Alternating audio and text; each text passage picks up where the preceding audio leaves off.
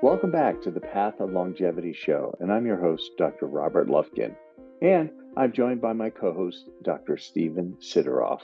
Today's guest I'm especially excited about. He's board certified in family medicine and founder of a website which is one of the most visited natural medicine websites in the world, and also the author of many best-selling books, Dr. Joseph Mercola. Hi, Joe. Thanks so much for joining us today. I'm glad to be here, Rob. Thank you for inviting me. Yes, and we appreciate the time you're taking to help us educate the public.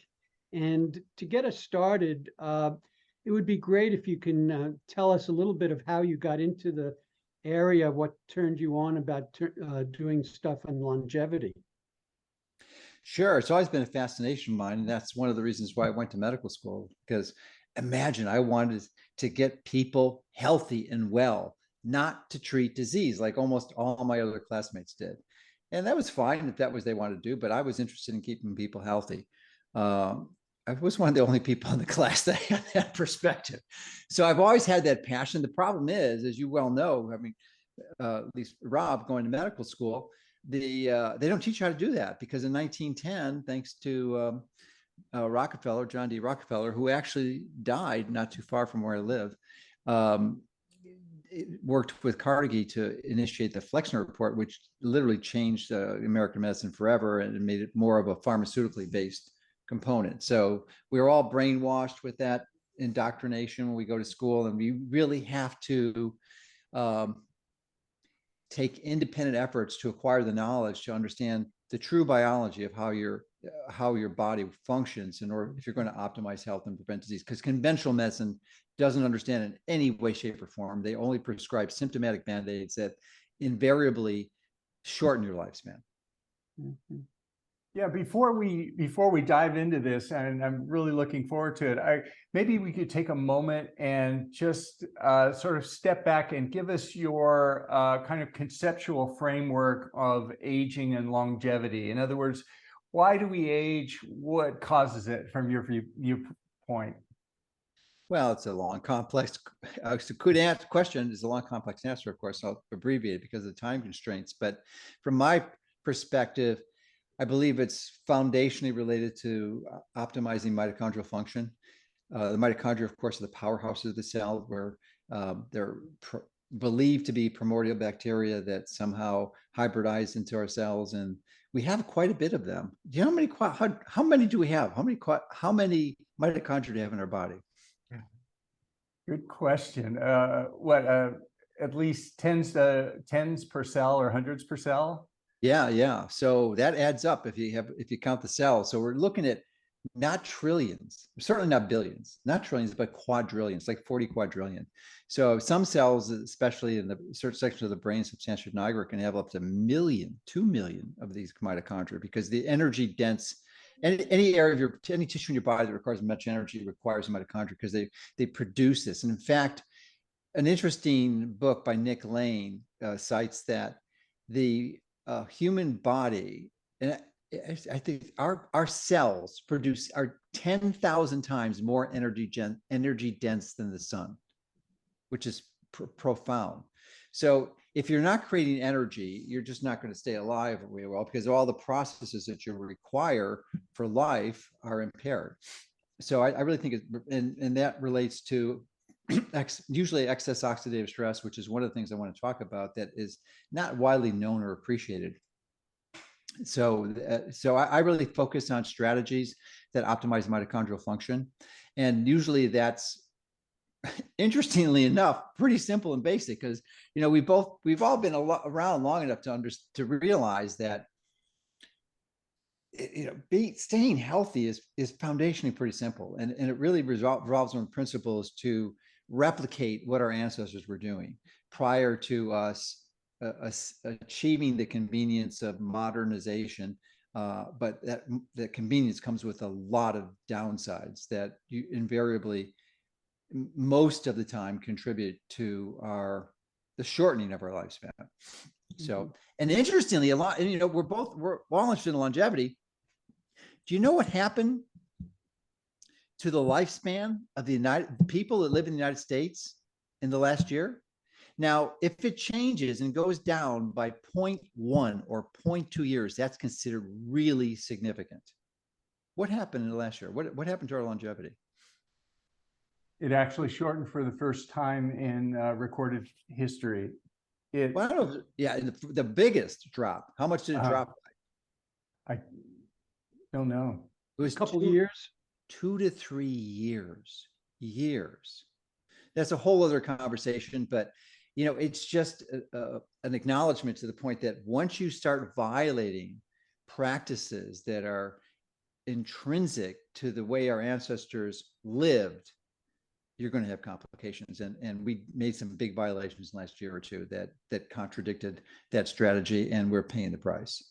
So it moved us backwards. It's never that we've never had a drop like that recorded, I believe, in at least 40 years or longer. So anyway, that's a tangent, but hopefully that answers your question. Well, yeah, actually, I just want to follow up on that if I could. Then just to underscore the notion of returning to ancestral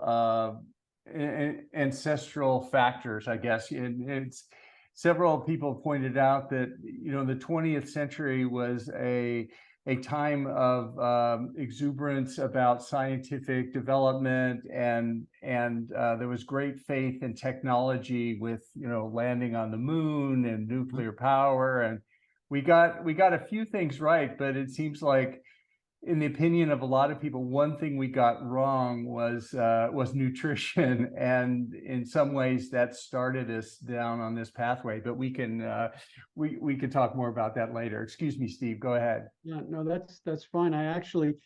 We talk about this decrease. A lot of people attribute it to COVID, but would you disagree with that, or would you see other factors other than COVID?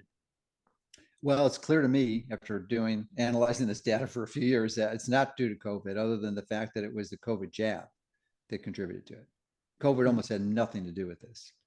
The average age from someone who died from COVID, the infections or SARS-CoV-2, you know what the average age was? 85. 85. That is beyond the average life expectancy. So if anything, COVID would have increased the life expectancy, COVID deaths. No, it was the jab. There's no question. And even additionally to that, you can see the numbers that we're in the largest obesity epidemic in the United States and worldwide in history. More than half the people are overweight or obese. We're in the largest diabetes epidemic in the United States and worldwide in history.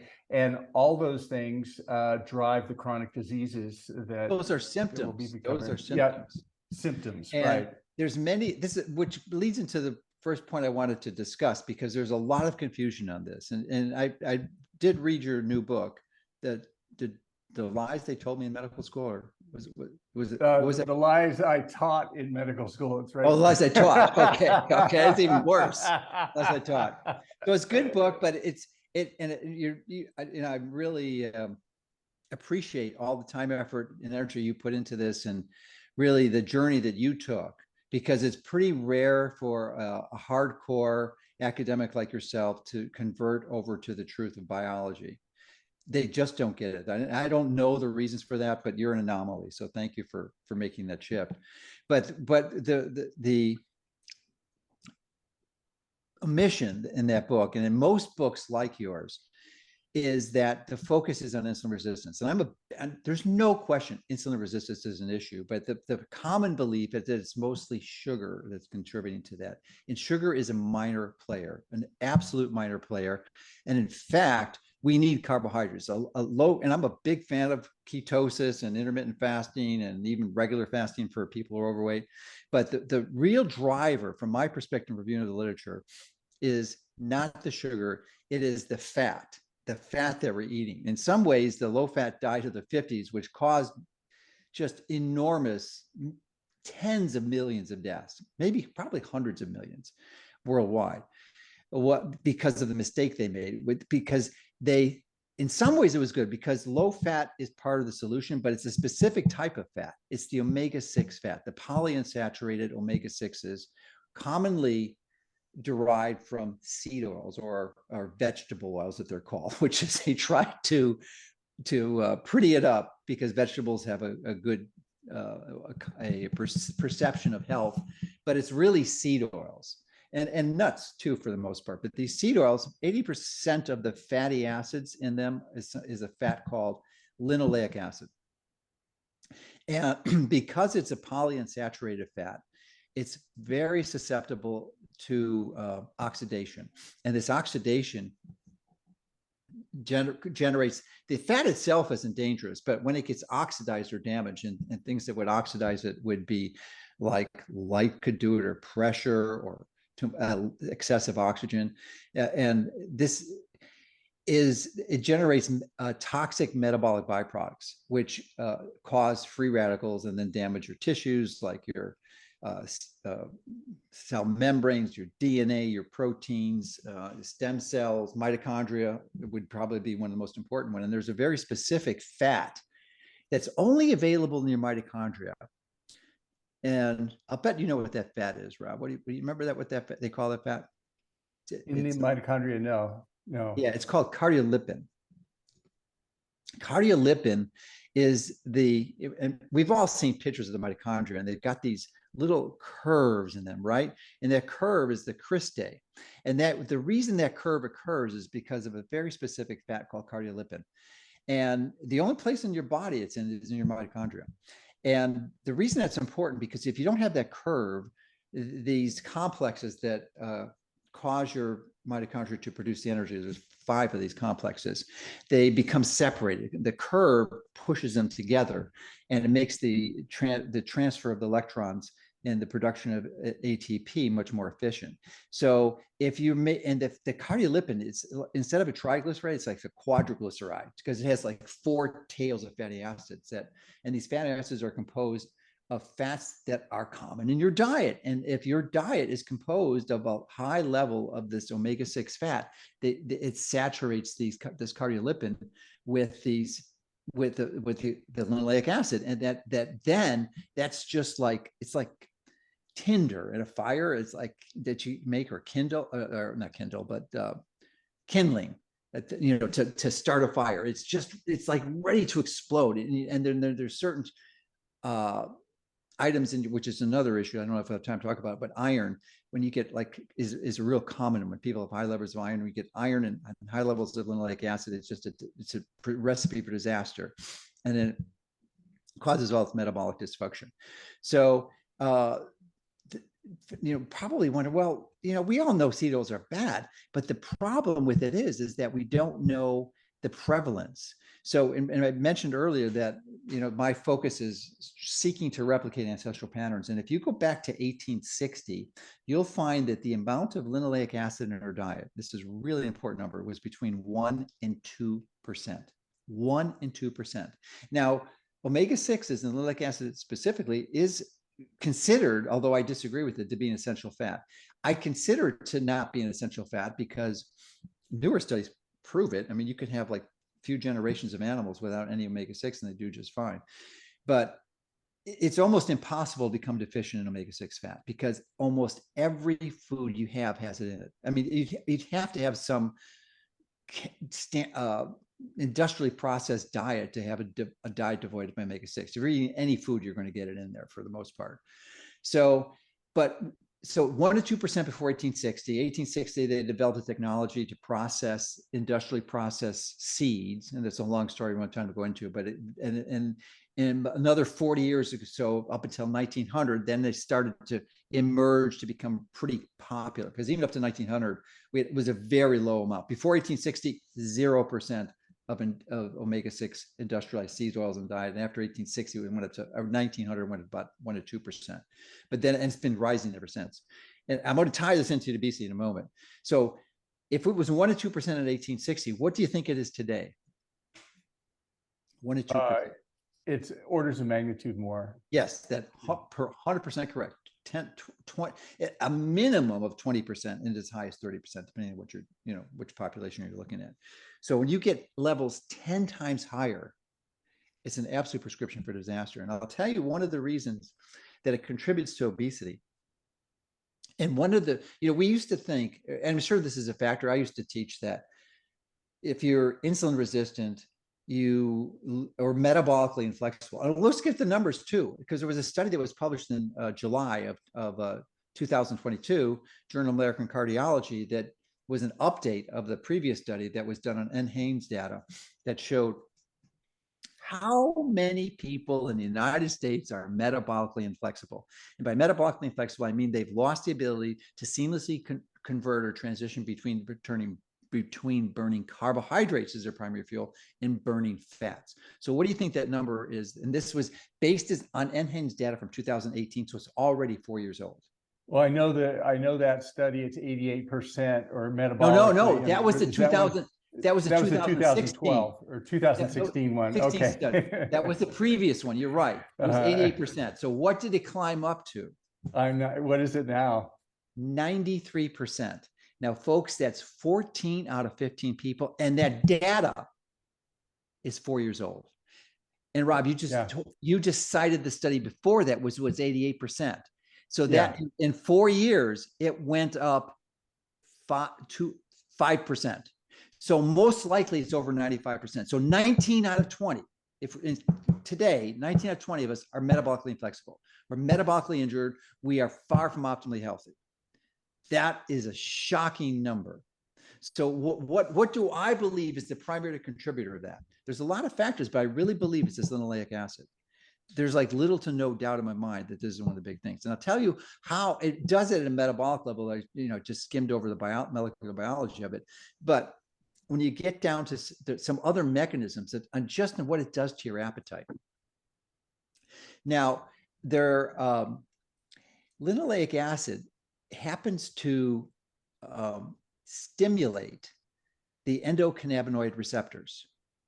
That's what it does. So what does that mean? Well, we have these receptors in our brain that that we have endogenous opioids that can be triggered, and that's normal and healthy, because if we don't have them, we're going to lose our mental resiliency. But they can be distorted by eating lots of linoleic acid. And linoleic acid does something very similar to what cannabis does. So we're all familiar with those who either smoke or eat cannabis, and they get the munchies. Well, this is because it's stimulating these receptors. Well, linoleic acid does the same thing. And there was, in fact, a drug that came out that was used to treat obesity, and it blocked these receptors. I think it was called Rimonabant. And it very effective. It was like a miracle for weight loss. It consistently and routinely dramatically reduced people's weight. The only problem is a big portion committed suicide. So they had to take it off the market.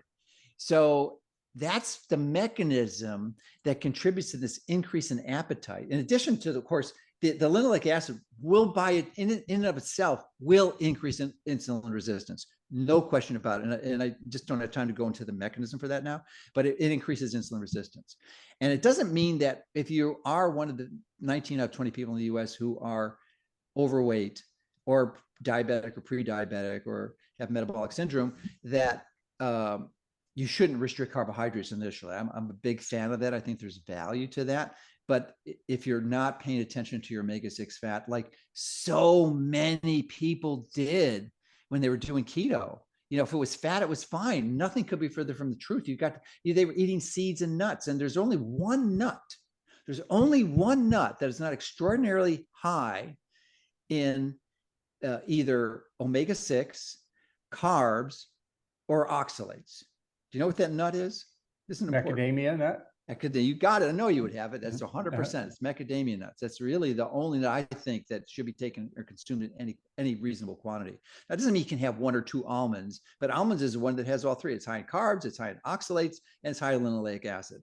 And people are drinking almond milk through the roof thinking it's a healthy thing. It's not. Yeah. It is not. So I totally agree with what you're saying. I want to get into this further, but just to back up and underscore what you've said, thank you for the plug for my book. And but I do agree with you. I have a confession to make to everyone here. I am a recovering processed junk food addict. And the two biggest things that processed food have that drive my addiction are refined carbs and sugars, basically, and then seed oils and the linoleic acid. And it's funny, that's what makes processed foods processed. And I totally agree with you on that, Joe. It's a great thing. I thought you were going to tell the story of the German submarines and Crisco oil. No. I mean, That's so, but it's just huge, and most people don't get it. And you can do the keto and stuff, and so a lot of the other useful strategies. But if you're not obsessing about this, and I really believe you need to obsess. And here's another reason why it's so much more dangerous than the carbs.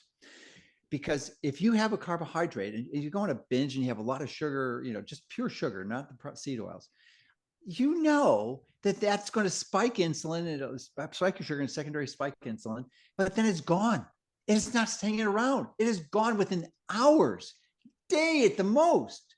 How long do seed oils stay embedded in your cell membranes? What is the half-life of a seed oil that you just years, right? Years, yeah, right? Year, over 650 days.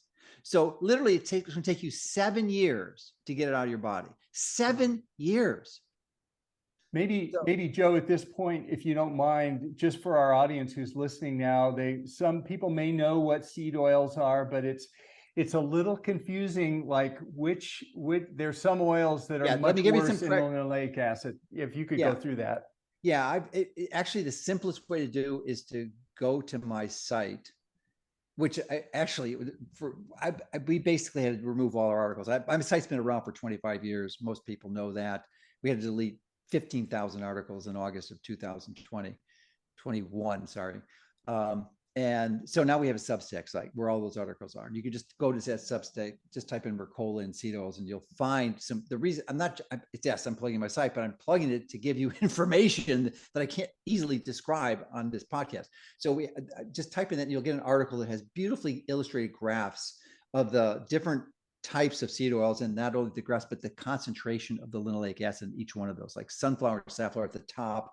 And then some people think olive oil is like a magic bullet, and it should, you can't have enough of that, or even avocado oil. And I got to warn you about those. Yes, they're lower on the list, but that's if you get the real deal, pure stuff.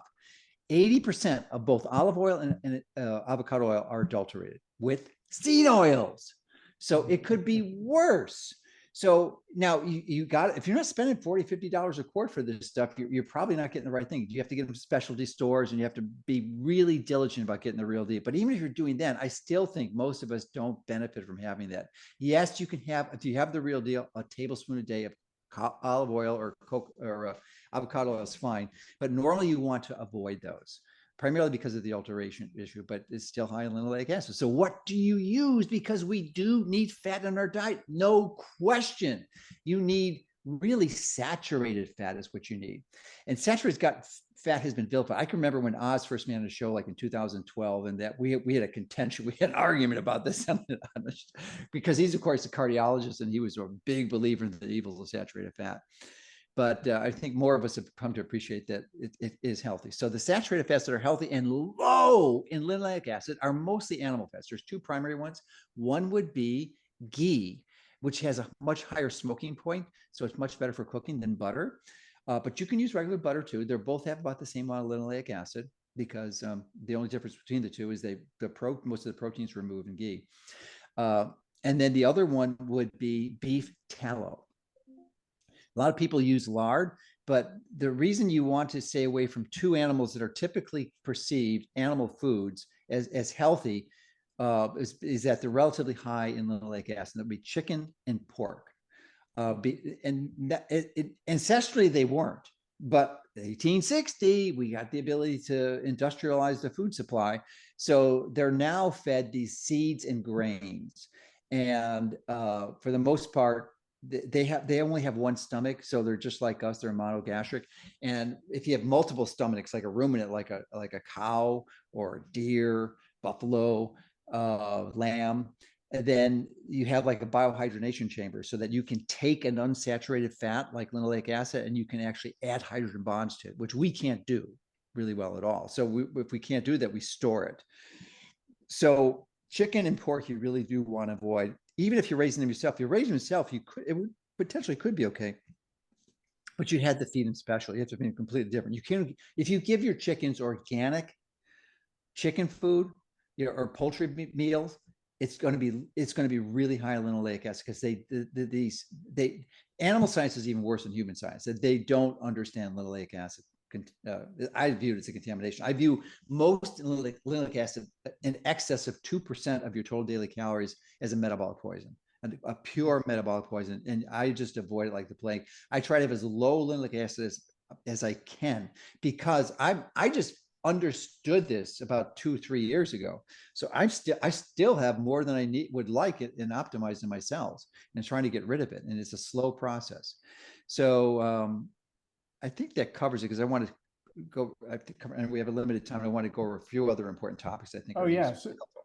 So in addition, just to sort of wrap up the omega-6 fats and linoleic acid also, as someone who wants to avoid the downside of those with the inflammation, et cetera, so I avoid the compounds, the seed oils that have high linoleic acid and other foods. Are there any other actions I should take as far as the linoleic acid aspect of it? Well, the simplest one is to make the conversion. And anyone who's watching this who doesn't admit that they were addicted to processed foods, like you, like me, then you're probably telling yourself a fib, because all of us were. I mean, there's probably a few people out there, probably a handful, who had like wonderful parents, understood this from day one. My parents certainly didn't. So you had to learn it yourself. And even when you learned it yourself, I mean, I didn't really fully appreciate this until really a few years ago. And I had a pretty healthy diet, but you just can't, you really should not have processed foods. And the major, I mean, no one will disagree that even conventional medicine doctors know that processed foods are harmful for you. And most physicians that are naturally oriented will think, well, it's a sugar. But if you look at processed foods, there's usually twice as much seed oils as there is sugar. I already mentioned the time factor. So you got to eliminate all processed foods. I mean, that is your goal. If it's in a package, for the most part, you don't want it. And, so about 2 or 3 years ago, I just eliminated pretty much everything, all processed foods. I mean, if it comes in a package, I mean, sometimes you have to have it come in a package. Like if you're ordering macadamia nuts, like 10 pounds, it's going to come in a bag, right? It's not like it's not processed. So, so seeds, sunflower seeds, pumpkin seeds, these are ostensibly viewed as health foods, and they're not. Now, you can have a teaspoon or a tablespoon, you're going to be okay. You just don't want them in large amounts. So there's an app to sort through this, and it's called Cronometer, CRONOMETER.com. Was actually developed by an anti-aging guy who's just passionate about health, and it's really the best nutrient calculator app out there, and it's free. And you could, if you're really careful about entering your data, like with a electronic kitchen digital scale, and you could enter it in there, and it will tell you to the 10th of a gram how much linoleic acid you're getting. And I had Aaron, who's the developer of the site, integrate a omega-6 calorie clock in there. So it tells you precisely what percentage of your diet is omega-6 calories. So it'll give you, is it 2%? Is it 15? Is it 30? Is it 40? Remember, it should be under 2%. Really, really hard to do. So, if you're curious, you can figure it out for free. And then you'll not only figure it out, you can click on the omega-6 fat thing, right click on it, and it will show you in a descending order, the highest levels of omega-6 fat that you are currently eating. So you'll know exactly where your hidden sources of omega-6 are, because no one's going to tell you. You got to figure it out yourself. You have to it's your responsibility. You are your own doctor, ideally. And you hire your physician as a consultant. He or she is your consultant. They are not your dictator or gateway to health. Those are very good points there. Thank you. Let's we're talking on the micro level. Let's see if we can just for a moment shift to the more macro. And you're talking about mitochondria and its role in producing energy. I approach this from a different direction on resilience, behavioral resilience. And I'm wondering how you see that playing a role in the work that you're doing, or how the picture that you see. Well, it's not a goal that I seek to achieve. It's sort of an artifact or a side effect of doing the right things. But you're right. Your resiliency goes through the roof. Your ability to recover from the life's ups and downs and stresses. So that's the benefit of doing this type of program. And one of them is eliminating omega-6. And then the other one is getting into the sun. And you're going to say, well, that's going to cause sunburn and skin cancer. Well, probably one of the biggest contributors, to skin cancer. Do you know what it is? It's omega-6 in your diet. That's what's causing skin cancer. It's not the sunshine. The sunshine is just the catalyst. But it's like, you can't, if you fire a gun and there's no bullet in it, it's not going to do a thing, right? Well, the bullet is the omega-6. That's what the omega-6 is. So you don't want to put that in your skin. In fact, your likelihood of getting sunburned reduces dramatically once you start reducing your omega-6 content. You just probably won't get burned again. Now you can, but it will be radically reduced. And instead of getting burnt, you'll get tanned, which is what your body needs.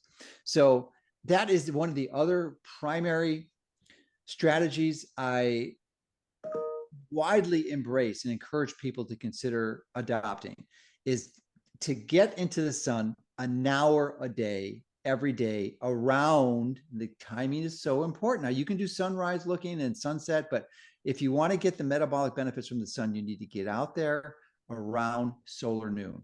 And when we're daylight savings time, which is the summer, that means it's 1 p.m. for most people, not 12 o'clock. So, and then, so it's either from 12 to 2 is your window.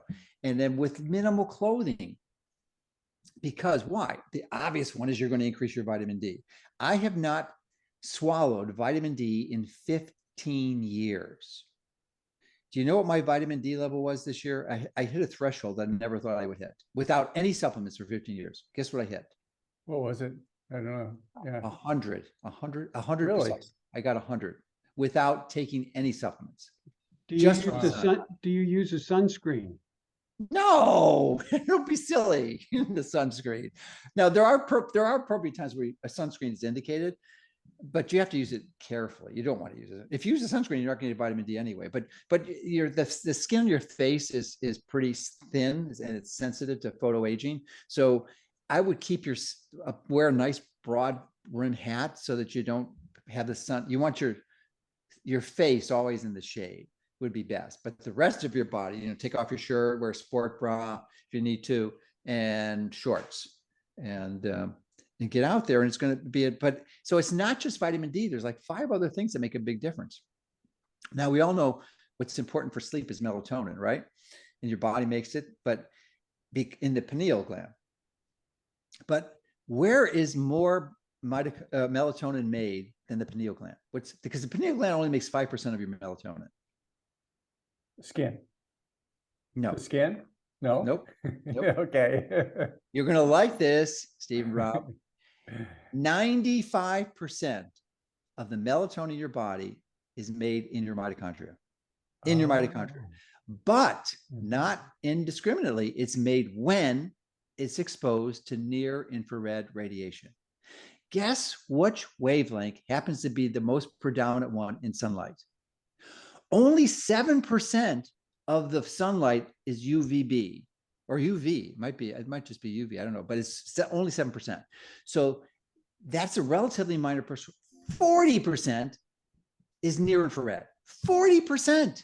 So you would think that if 7% makes vitamin D, if something that has more than 5 times, almost 6 times as much energy in it, that it might be important for human biology. Well, it is, and melatonin, I believe, is the most supreme antioxidant in the body. Now, some people might dispute and say it's glutathione. Well, what does melatonin do? It spins off glutathione. But this is the beauty of the way the body's made.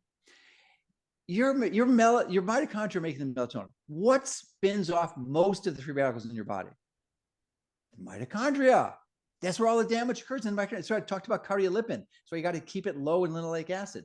So if you would need an antioxidant to stop this free radical production in the energy producing cells or modules of your body, wouldn't it be nice to have this antioxidant there? And that's what your body does. It makes the melatonin right where it needs to be, because some of the most dangerous pernicious free radical is hydroxy free radical, only lasts a billionth of a second. So there's no way in the world to effectively get antioxidants down there. It would take minutes, hours to get there, let alone get into the he's got to penetrate the cell membrane, he's got to penetrate the mitochondrial cell membrane to get to where it needs to go. So your body makes it for you if you're getting exposed to near infrared radiation.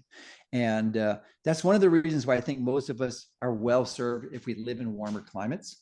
And many of us can't for a wide variety of reasons, but if you're unable to, you can stimulate this by simple things like really high quality near infrared radiation bulbs. My favorite is a company called Sauna Space, because they have a very specific type of bulb that actually is almost identical to what the sun produces. Most infrared bulbs are producing about 15% near infrared. Their bulbs are producing 40%, which is pretty much precisely what the sun does. So and then you can actually integrate them into a sauna, or you can just put it on a light, especially in the winter. And because you said, well, I don't need it because I'm in an office, or I'm in a building all day where I have all these windows. Windows block near infrared. It does not come through, because almost by municipal building codes, you have to get an exclusion, but they all have this low E and these filters in the glass that prevent that from coming through. So you're not getting it. You have to be outside to get it, or have special window glass, which virtually no one does. So or augment it with these types of bulbs. So that's one. The other thing is, it does is, I'm sure you talk about testosterone being really important, and many men and women too are also low in testosterone. But guess what sun exposure does? It increases your testosterone level for free. No charge. No charge. It's crazy. So, I mean, it's just, and then nitric oxide, which is really important for optimizing if you have high blood pressure. Increasing nitric oxide will cause your blood vessels to dilate, which helps lower your blood pressure. So sun exposure does that through both the UV and the infrared. And it makes structured water. I don't know if you've discussed or reviewed structured water before, but a lot of people drink it, but your body needs it to make it. It's kind of like structured water in your body is like a storage battery. It just builds up this energy that your body uses to make your blood flow through really tiny vessels like your capillaries. So maybe define that for our audience, if you don't mind, Joe. Structured water. Structured water is Gerald Pollack is the one that popularized it. He's got a book. He calls it easy water, which is E stands for exclusion zone water. He's a biophysicist out of the state of Washington. He's done a lot of the major research on water. And it's like the fourth phase of water was what he calls it. So it's like obviously a liquid, a solid, or a gas, but this fourth phase, really it's a phase of water where it's captured the energy that caused it to convert to structured water. And then your body can use this stored energy, really like a battery, to distribute it around primarily to move your blood through really tiny spaces. So, but it's really important. People drink it. I'm not a big fan of drinking it, although you could, it's not going to hurt you, but it's really important for your body to make it. And again, going back to the point, what did our ancestors do? Now, they didn't drink structured water. They might have if they got it from a spring, but it was, it wasn't consciously they were doing it, but they were outside all the time. And most of the time, and, we grew up in the subtropical, tropical areas. I mean, our ancestors did evolve from those areas. And that's what they were exposed to. So it seems sense that our biology, which changes very slowly, as most people understand, it doesn't change in decades or centuries even. It changes tens of thousands of years, even longer, to get unless you're doing genetic engineering, which we're both not fans of, I'm sure. But it changes slowly. And if we can take time to reflect on what the optimal circumstances were, our biology was designed for, and we can replicate that, we're going to optimize the intrinsic capacity our body has to become resilient, to obtain high levels of health. And we just knock out these barriers, and processed food being one of the biggest. you knock that out. It's like impossible to optimally healthy of eating processed foods. So those are two of the big ones for sure. Sunlight exposure and NAD. Yeah, exactly. That was just circling back to a lot of our audience is interested in NAD. Some people spend a large amount of money every month on NAD supplements to get to the mitochondria, like you say, that are so essential for longevity and health. How do you feel about NAD supplements and their role? Well, let's describe what NAD is first. When anyone who took biochemistry in college or med school will well recognize it in the Krebs cycle. It's been known, but it wasn't really until 2000 that David Sinclair, who's at MIT at the time in Lenny Garardi's lab, discovered that NAD was actually a fuel. It's a molecule that's being used by your longevity proteins, your sirtuins. And if they don't have this fuel, they don't thrive. And your ability to achieve longevity is really radically diminished. So he popularized the notion that NAD is an important molecule that we need to pay attention to. The problem with it, NAD, and why there's so much confusion in this space, it's an unbelievably perishable molecule and incredibly difficult to assay. There's literally a handful of labs that can do it accurately. You have to be a research lab. And even if you are a research lab, you have to measure it, you have to go to the research lab and they have to draw the blood there and process especially. Otherwise, the measurement is invalid. It's a really hard molecule to measure. So as a result of that, people can't do all these studies to figure out these things. And, it really limits the amount of knowledge that we have out there. But nevertheless, there are people who do it. And one of the people who's done some good work on it is Nicola Conlon. She's a molecular biologist out of the UK and came to the same conclusion I did, which is why I like her so much. But she figured out that these NAD precursors, as you mentioned, are very expensive. They could be at least 100 in most cases, and sometimes several hundred, maybe even more dollars every month, not a year, every month. So, and examples of those would be nicotinamide riboside, which became popular initially, and then more recently, nicotinamide mononucleotide, or NMN, which is what David Sinclair is promoting. But what Nicola figured out was that your body actually recycles NAD. So literally 95% of the NAD in your body is recycled. And so it made a lot more sense to look at your body's ability to regenerate that. And there's a specific enzyme called NAMPT that is the rate limiting enzyme, the bottleneck for producing NAD. So if you do steps to improve that, then what you can do is increase your NAD pretty dramatically. And one of the most important steps is time-restricted eating, and circadian rhythm optimization, because time-restricted eating and circadian rhythm optimization are integrally connected. So 90% of the people eat more than 12 hours a day, 90%. And I think it's like even higher levels if you're obese. It's crazy. They eat 15, 16 hours a day, 15 to 16 hours a day. They're eating. The only time they're eating is when they're sleeping. So your body was not designed to do that. Ancestrally, we didn't do that. We went through periods of times for feasting and fasting.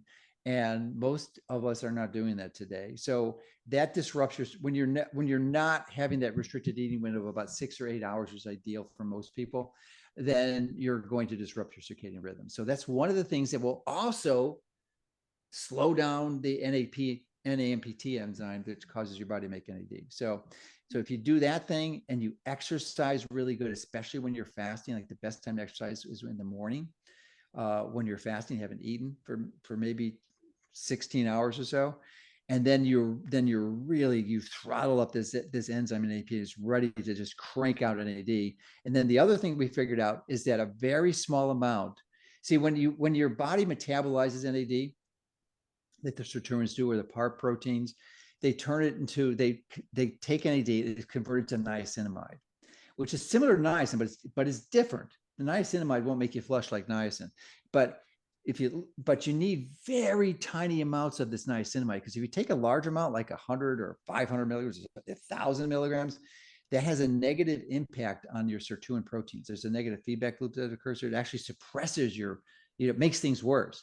So we found out that like 50 milligrams for most people, which is again, not made. Typically, you won't find niacinamide less than 500, but you can get it as a powder. If you get a powder, it's like a 64th of a teaspoon. You take that 3 times a day. That is usually, and usually that is, if you're doing the time restricted eating and circadian rhythm optimization, which means, well, I can address that, but then you're really going to activate your NAD, and it's going to cost you, I don't know if you're sitting down, $7 a year to do this. $7 a year, so I just am passionate about finding simple, inexpensive, and preferably free ways that you can hack your way to health and prevent degenerative disease, avoid ever having to take a pharmaceutical. I think if you're taking a drug, you want to find a clinician or a skilled clinician who understands these principles that can help walk you through and coach you through getting off of that drug. Because it's usually, there's some drugs where you may need it, especially in autoimmune disease like thyroid medications and such, or insulin if you're type 1 diabetic. But there's very few drugs that people really need to take. It's really the exception. And I'm not saying you should never use them. Clearly, they can be very helpful, but they're crutches. They're not the long-term solution. Mm-hmm. Yeah, they get at the symptoms. Yeah, and thank God, symptoms can be really debilitating. They could drive you to suicide. So yeah, they can be really helpful. Right. Usually, Joe, at the end of our talks, we ask our speakers to give a few recommendations of what they suggest that would be helpful. But you've been doing that throughout our entire talk, which I greatly appreciate. I'm here to educate, inspire, and catalyze behavior so people can get healthy. And it's been one of the greatest privileges of my clinical experience. I transitioned out of seeing patients like 15 years ago because I knew in my lifetime, 50,000, 100,000, if I was really lucky to treat that many patients. I've treated indirectly through my website across the world 100 million people. 100, not treated, but provided information that's changed people's lives. And nothing gives me a greater thrill and joy to do that. Nothing. Can you identify one or two exciting things happening in the longevity field outside of the work that you're doing? That's an interesting question. I'd have to reflect on it. I'm intrigued with sorry about that. My email servers were hacked, and I'm having to rely on webs. And I can't figure out how to turn off that beep. So I apologize. I do not do that by default. It's a temporary thing. So I apologize for that. And I should have closed that tab. The Yamanaka factors I find intriguing. Yamanaka got the Nobel Prize, I think, in 2012, and it's a series of genes that can be activated that essentially reverse the aging pretty incredibly. And there's complications with it, and I don't know that they'll be able to figure out in our lifetime, but that's intriguing. It's probably one of the more exciting components, and Sinclair's doing a lot of work on that, but I wouldn't be the first one to try it, that's for sure. I like something called V cells, which is, I believe, the best form of stem cells. I wouldn't do any other cells other than stem cells other than V cells, which is an acronym for very small embryonic-like stem cells. They're much smaller than stem cells. They're typically less expensive to get. You have an unlimited supply in your blood. They're autologous, which means you get them from your own body. You're not getting from someone else like a donor, so you don't have any DNA mismatches. You have it's in your peripheral blood, so they don't have to do a fat biopsy to get them, or a bone marrow biopsy, or puncture. So it's a lot easier, and there's not many clinics that do that. There's probably only about a dozen or so, but it seems to be the ideal type of stem cell. So I think that type of thing is really important. And the other thing that's not really appreciated, I didn't have time to mention, was just draining your body of blood, because all of us have too much iron. Almost everyone. If you're an adult, unless you're a heavily bleeding female, more than likely 99% chance you just have too much iron, and that causes enormous oxidative stress in your body, especially if you have anywhere near the type of linoleic acid consumption that most people do, and it's just a prescription for disaster. So, and we had that, and that's why I'm not surprised that we had such a radical reduction in lifespan in the last year. With the catalyst of the COVID jab, because people were a sitting duck waiting to get damaged for this stuff because of the practices they were engaging in that just essentially destroyed their resiliency. Yeah, your point about the transfusion or the giving blood is so fascinating. You know, we all remember donation, not a donation. Yeah, we all remember parabiosis and that, and now paper just came out where all you do that's is another exciting one. No, yeah. Actually, the parabiosis would be, we can pretty much achieve the same benefits with something called plasmapheresis. And I think that, thank you for reminding me, because I think that may be one of the most exciting components that's readily available, still pretty pricey, but holds a lot of promise, plasmapheresis. Because in the parabiosis, it's not so much that they're adding new things from the younger mice, they're taking out the junk from your body. And that's what plasmapheresis can do. Yeah, that's such an exciting area. As far as you hinted at with the iron, giving blood, what donating blood, donating blood. Yeah. What does that look like? Donate what, once a month, or what's well, that obviously depends on the person. Well, there's virtually no one that could donate once a month, because that's 500 cc's. That's 10% of your blood supply. So usually 4 times a year is quite a bit. That's probably, most people wouldn't hardly be able to do that, but at least twice a year, 4 times a year. Now, what I do for Optimize is I believe so strongly in this.